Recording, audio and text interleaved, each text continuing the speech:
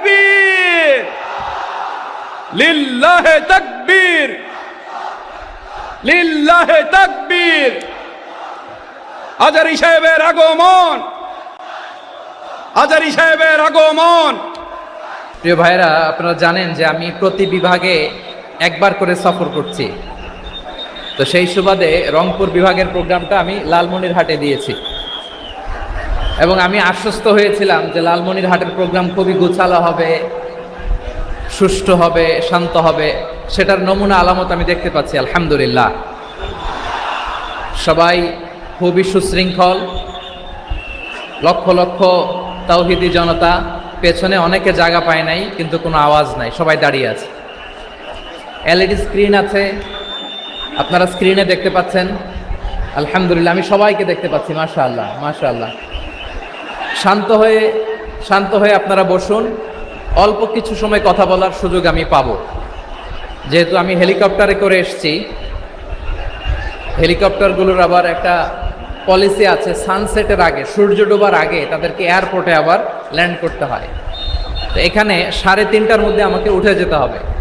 আমি যদি বারবার আপনাদেরকে থামাতে থাকি, শান্ত হতে বলি এবং এগুলোতেই যদি আমরা সময় নষ্ট করে ফেলি, তাহলে এই যে বিশাল মহাসমাবেশ, বিশাল আয়োজন, যেখানে 2-4টা আমি বার্তা দিতে চাই, এগুলো ব্যাহত হবে।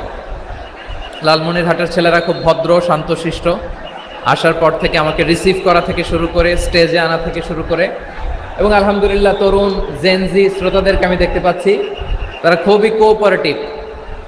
সহযোগিতা করার, কোঅপারেট করার, অ্যাসিস্ট করার মানসিকতা আমার ভাইদের আছে আলহামদুলিল্লাহ আলহামদুলিল্লাহ। আমি চাইবো আমরা একটু নীরব নিস্তব্ধ পরিবেশ তৈরি করার একটু চেষ্টা করব। প্রচণ্ড রোদ, আপনাদের যেমন কষ্ট হচ্ছে আমারও কষ্ট হচ্ছে। ওনারা বলেছিল স্টেজকে সরাবে, উপরে পর্দা দিবে। আমি বললাম দরকার নাই, যে যেই পরিস্থিতিতে আছি আমরা বসি, শান্ত হইতে হবে।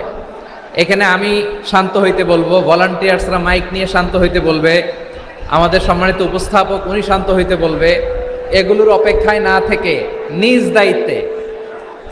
দায়িত্বে আমরা সবাই শান্ত থাকি, যাতে লালমনিরহাটের এই প্রোগ্রাম একটা ইতিহাস হয়ে থাকে বাংলাদেশে। ঠিক কিনা বলেন? যখন আমি সময় দিব, শাউট করতে বলবো, নয়েজ করতে বলবো, তখন নয়েজ করতে হবে আওয়াজ করে। আর যখন কথা বলবো তখন একেবারে